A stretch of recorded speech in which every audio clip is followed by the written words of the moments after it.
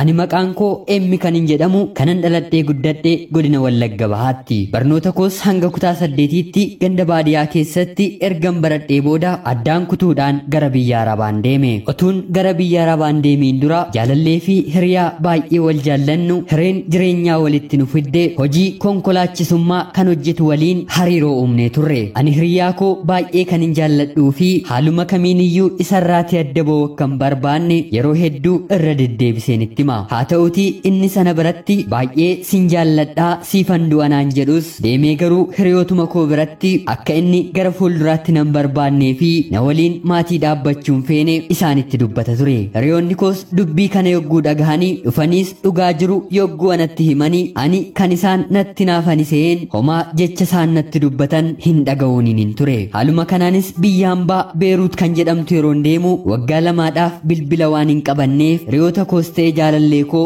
maatii koo dabalatee isaan qunnamuudhaaf karaan arganneen ture. Dubbiin dubbii keessa yeroo baatu abbaan kiyya akka an hiriyaa koo kanaatiif qarshii ergaa jiru sobaan namoonni itti himanii turani. Ani garuu qarshii erguu mitiitii karaan ittiin nama argadhullee waan hin qabneef otuun ani hin dhagahin abbaan kiyya hiriyaan koo yogguu qoraan naannoo keenyatti konkolaataadhaan buusuu dhufu ati mucaa intala koorraa qarshii nyaattudha mitii jedhee loluun eebootiin naannoo keenya keessa ari'e. Waggaa lama booddees kontiraata koo fixadheen gara biyyaatti yeroon galu abbaan koo dargaggeessa kana waliin lammataa dhaabbatta jedhee yogguun na akeekkachiisu hiriyaan koo kun immoo anaaf maatii kee keessaa nam tokko filadhu jedhee akeekkachiisa natti hime.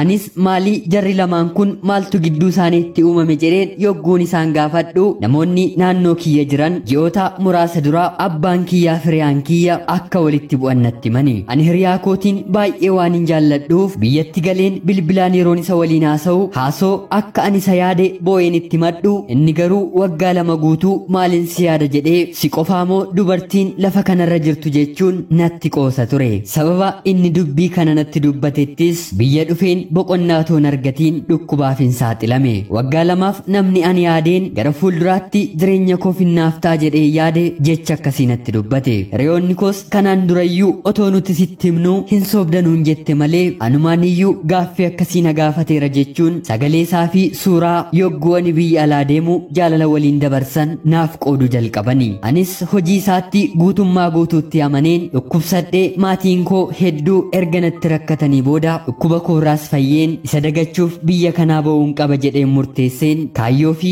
karoora koo malee deebi'een gara biyya hambaatti ni malee. Kanumaanis bakka waan hin jijjiirradheef akkuma achi deemeen ji'a tokko guuteen bilbila bitadheen ijoollee biyya koo waliin bilisummaan haasa'uun eegale. Ergan deemes hiriyaan koo dhiifama na gaafatee walitti deebina jechuun si'a baay'ee na kadhatus ani siif miti kanaan booddee dhiira gara biraadhaafuu bakkan itti jaalladhee laphee koo keessatti keessummeessuun qabu jechuun garaa isan kute. Innis jaalala hedduu waan naaf hin qabneef kan inni na gaafatu faayidaa gara biraadhaaf malee dhuguma na jaallatee na waliin jiraachuuf karoorfatee kan dhufeen turre. Anis isa lammaffaa kanatti waggaa tokkoo fi ji'a muraasa ergan biyya hambaa keessa hojjedhee booda kanaan booddee dargaggeessa kamiin waliinuu hariiroo jaalalaa hin dhuumu jedhee yaadus karaa toora feesbuukii yeroo hedduu waliin haasa'uu keenyarraa kan ka'e taphni keenyi ganamaa fi galgala hariiroo kam keessa yoo toon galiin suusii walii kan nutti ta'e dargaggeessa amala qabeessaa fi baay'ee na bashannansiisu yogguun isa waliin haasa'aa oolu kanan biyya koo keessa jiruu fi wanta na dhiphisu hundumaattiin hin dagadhu tokko waliin haasa'aa jalqabne. Innis gara jabaatee gaaffii jaalalaa waan naaf hin dhiyeessineef guyyaa tokko nama onnee kee keessatti yaadattu ni qabdaa jedhee haaluma inni na gaafateen anis lakkii hin qabu jedheen yeroon deebisuu fi battalumaan barreeffama isaarraa muffii kan qabu waan hin argeef innis deebisee gara jabaatee sin jaalladha jedhee yeroo na gaafatu anis jaalallisaa akkuma duraan na jajjabeessu obbolummaa fidha jedhee yaadeen anis sin jaalladha jedheen deebiseefi.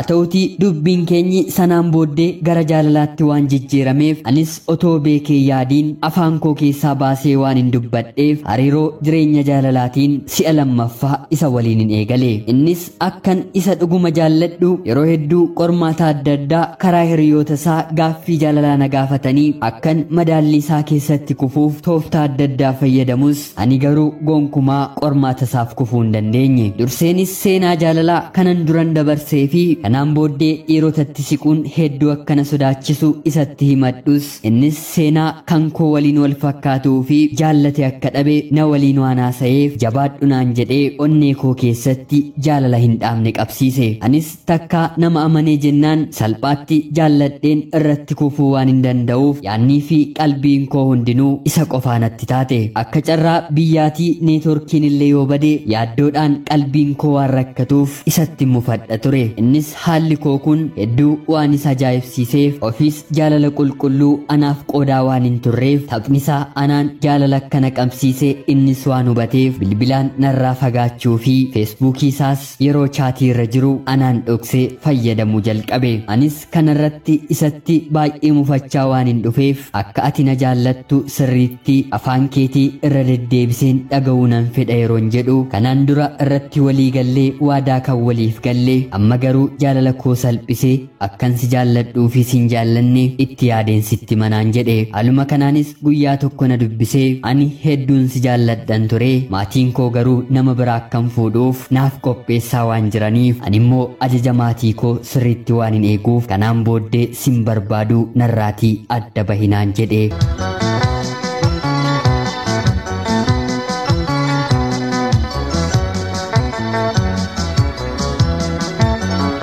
Anis yeroo hedduu irra deddeebisee kadhadheen gara kootti akka deebi'uuf yaalii ergan godhee booda tasuma isa dagachuu haasoo sarraanfachuun hedduu waan natti ulfaateef marsariiwwan hawaasummaa feesbuukii fi teelegiraamii isaatiin waliin hin qunnamu ofirraatiin cufe. Haa ta'uti bilbila koollee dabalee cufeen isa dagachuu yaaluun hedduu waan natti ulfaateef torbee tokkoyyuu isa obsuu nan dadhabe. Kanumaanis isatti bilbileen karaa feesbuukii fi teelegiraamii akkan irra deddeebi'ee miiseejii keen dubbisneef suura kee yogguu jijjiirtullee qalbiin koo akkana tamneef hadaraa maaloo bilookki na godhi jedheen yeroon isa kadhadhu inni garuu danda'een bilookki sin godhu. Haa ta'utii garuu suuraa koo sin jijjiiru kanas irra jirus nan balleessa jechuun suuraa isaa achirraa kaase. Haa ta'utii isa durseen an suuraansaa moobaayilii koo keessa waan guuteef wolpeepparii yookiin fuuldura iskiriinii koo godheen yeroo hundaa imimmaaniin isa yaadadha. Haa ta'utii ani suuraasaa moobaayila koo keessaa qabaadhus isa garuu kan koo godhadheen qalbii jireenya koo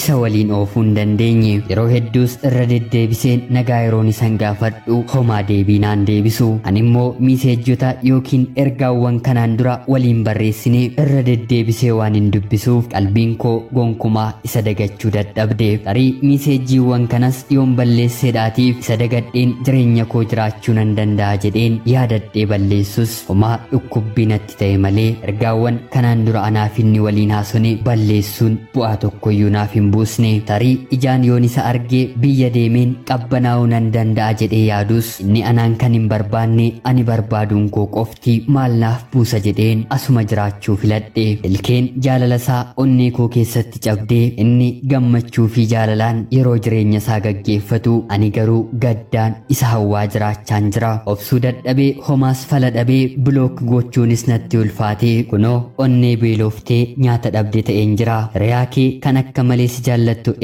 jaalallee koo bakka jirtutti nagaa galatoomaa.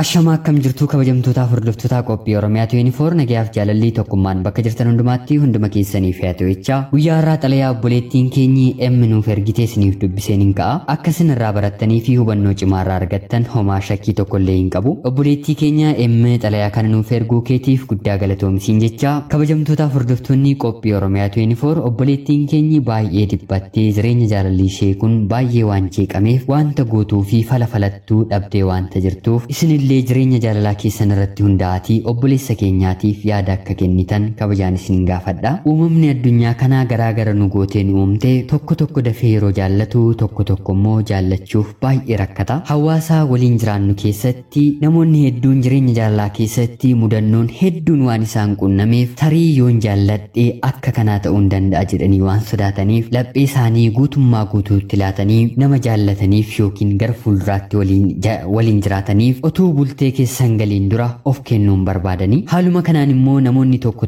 immoo jireenyuma jaalalaa jalqabaa keessatti abdii gara fuulduraa godhatanii jaalala guutummaa guutuutti onnee isaanii keessatti horatanii jiraachuu kan fedhanis tokko lama miti. Seenaan obboleettiin keenya nuu qoodde kunis jireenya akkasii waliin kan wal fakkaatudha. Obboleettiin keenyi seenaa jaalalaa ishee kan jalqabaarraa kaasee laphee ishee yookiin onnee ishee guutummaa guutuutti kennuutiin nama jaallattee jaalatamtuu fi sanaatiif onnee amanamaa kan horattu ture. Isa lammaffaa kanaatiinis haaluma kanaan jirti. Haa ta'utii garuu turtii yeroo muraasa booddee hiriyaan ishee inni lammaffaa kun isheen barbaadu yookiin sin barbaadu jedhee waan ishee dideetiif keessi ishee miidhameeti jira. Haala kamiitiin hiriyaa koo kana